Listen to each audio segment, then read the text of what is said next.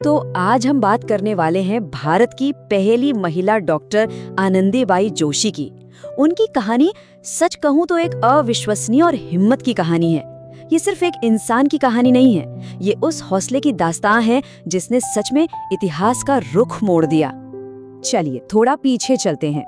उस दौर में मतलब 1800s के दशक की बात है ये।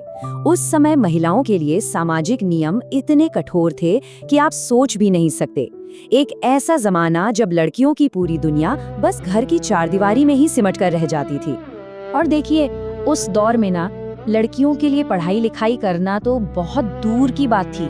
उसके बारे में सोचना तक पाप माना जाता था। समाज की सोच बस इतनी थी, अरे लड़की का काम तो सिर्फ घर संभालना है, और बस यही उनकी किस्मत मान ली जाती थी। और ठीक इसी माहौल के बीच एक युवा लड़की ने एक ऐसा सपना देख लिया जो उस जमाने के लिए सोच से भी परे था। क्या सपना था? उसने डॉक्टर बनने का फैसला किया। और ये सिर्फ एक सपना नहीं था, ये तो एक विद्रोह की शुरुआत थी। तो चलिए शुरू करते हैं ये असाधारण सफर। देखते हैं कि आखिर कैसे एक छोटी सी लड़की अपनी पूरी दुनिया के खिलाफ खड़ी हो गई, और वो कौन सी ताकतें थीं जिन्होंने उसे इस मुश्किल रास्ते पर आगे बढ़ाया। 31 मार्च 1865 महाराष्ट्र के कल्याण शहर में एक लड़की का जन्म हुआ जिसका नाम रखा गया यमुना। अब देखिए, वो एक ऐसे समाज में पैदा हुई थी जहां लड़कियों के सपनों को ना पनपने से पहले ही कुचल दिया जाता था। लेकिन यमुना की आंखों में एक अलग ही चमक थी। सोचिए, सिर्फ 9 साल की उम्र में उनकी शादी कर दी गई, वो भी अपने से 20 साल बड़े गोपालराव जोशी से। और यहीं से कहानी में एक बहुत बड़ा ट्विस्ट आता है। जहां पूरा का पूरा समाज लड़कियों की पढ़ाई के खिलाफ था, वहीं उनके पति गोपालराव की सोच एकदम अलग थी। उन्होंने आनंदीबाई को पढ़ने के लिए सिर्फ कहा नहीं, बल्कि इससे अपना मिशन ही बना लिया। और इस वजह से उन्हें खुद भी समाज का बहुत विरोध झेलना पड़ा। अब कहानी उस मोड़ पर आती है, एक ऐसी दुखद घटना जिसने उनके जीने का मकसद ही हमेशा हमेशा के लिए बदल दिया।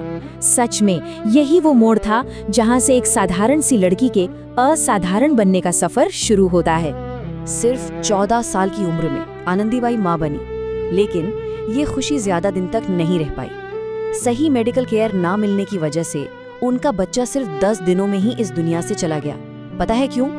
क्योंकि उस समय कोई महिला डॉक्टर थी ही नहीं जो उनका इलाज कर पाती। और इसी दर्द ने, इसी पर्सनल ट्रेजेडी ने आनंदीबाई के अंदर एक क्रांति की आग जला दी। उन्होंने अपने इस दुख को एक बहुत बड़ी प्रतिज्ञा में बदल दिया। उन्होंने फैसला किया, मैं डॉक्टर बनूंगी ताकि किसी और माँ को ये दर्द कभी ना सहना पड़े। लेकिन ये फैसला लेना एक बात थी और इसे दुनिया को बताना बिल्कुल दूसरी। जैसे ही उन्होंने ये बात सबको बताई तो मानो विरोध का एक समंदर ही सामने आ गया, ऐसा समंदर जिसकी उन्होंने कल्पना भी नहीं की थी। अब उनकी लड़ाई सिर्फ हालात से नहीं बल्कि पूरे के पूरे समाज से थी। लोगों ने उनका मजाक उड़ाना शुरू कर दिया, ताने कसने लगे, अरे एक औरत डॉक्टर बनेगी, हो ही नहीं सकता। समाज के लिए तो ये सोच ही मजाक थी, बिल्कुल नामुमकिन। जरा सोचिए उनका सपना कितना बड़ा था। एक ऐसा जमाना जहां लड़कियों का स्कूल जाना तक गुनाह माना जाता था, वहां एक औरत विदेश जाकर पढ़ाई करने की बात कर रही थी। ये तो किसी के लिए भी सोचना तक नामुमकिन था। तो ये समझना बहुत जरूरी है कि अमेरिका जाकर पढ़ने का उनका प्लान सिर्फ एक डिग्री लेने के लिए नहीं था। नहीं, ये तो उस जमाने और उस पूरी संस्कृति के खिलाफ एक क्रांति थी, एक बगावत। पर समाज का ये विरोध तो बस शुरुआत थी। असली कहानी तो अब शुरू होनी थी। अमेरिका का सफर और वहां की नई चुनौतियां, इन सब ने ये साफ कर दिया कि इस सपने की कीमत चुकाना अभी बाकी है। एक बार सोच कर देखिए कि उन्होंने क्या क्या किया। सबसे पहले पूरे समाज की सोच को नजरअंदाज किया, फिर पेंसिल्वेनिया के विमेंस मेडिकल कॉलेज में एडमिशन लिया और उसके बाद अकेले ही 7 समंदर पार करने का सफर शुरू कर दिया। अच्छा, अमेरिका पहुंच गईं, लेकिन क्या मुश्किलें खत्म हुई? बिल्कुल नहीं। एक नई भाषा, एकदम अलग कल्चर, ऊपर से नस्लवाद का सामना, और तो और भारत से इतनी दूर, वो कड़कड़ाती ठंड, अलग तरह का खाना, इन सब वजहों से उनकी सेहत भी लगातार गिरने लगी। और इन सब के बीच उन्हें अपनी पढ़ाई भी करनी थी। मतलब हर रोज उनके हौसले का इम्तिहान होता था। इतनी सारी मुश्किलें, इतने सारे आंसू, लेकिन इन सब के बावजूद एक ही शब्द था, जो उनकी पूरी कहानी को बयां करने वाला था, और वो शब्द था पहली। और फिर साल 1886 में वो दिन आ ही गया। आनंदीबाई जोशी ने इतिहास रच दिया। वो बनी भारत की पहली महिला डॉक्टर। ये हर मुश्किल, हर बाधा के खिलाफ एक जबरदस्त जीत थी। एक ऐसा संदेश जिसने दुनिया को बताया कि महिलाएं क्या नहीं कर सकती। लेकिन अफसोस की बात यह है कि हर कहानी का अंत हैप्पी नहीं होता।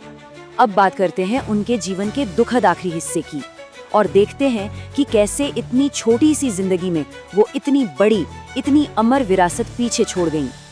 जब वो भारत लौटी तो उनका स्वागत एक हीरो की तरह हुआ। हर कोई जश्न मना रहा था। लेकिन किस्मत को शायद कुछ और ही मंजूर था। अमेरिका में जो सेहत खराब हुई थी वो ठीक नहीं हो पाई, और ट्यूबरक्यूलोसिस से लड़ते लड़ते सिर्फ 21 साल की उम्र में उनका निधन हो गया। जिंदगी इतनी छोटी लेकिन असर इतना गहरा। देखिए, उनकी विरासत सिर्फ एक डॉक्टर की डिग्री नहीं है। नहीं, उन्होंने एक पूरे समाज को चुनौती दी और ये साबित कर दिया कि अगर इरादे पक्के हो ना, तो दुनिया की कोई भी ताकत आपको रोक नहीं सकती। उनकी इस एक जीत ने भारत में लाखों लड़कियों के लिए पढ़ाई और तरक्की के दरवाजे खोल दिए। तो आज हमें जो भी आज़ादी मिली है, उसके पीछे आनंदीबाई जैसे लोगों का बलिदान है। उनकी कहानी हमें ये सोचने पर मजबूर करती है कि क्या हम उनकी इस विरासत का सम्मान कर रहे हैं, या फिर थोड़ी सी मुश्किलों के सामने अपने सपनों को छोड़ रहे हैं।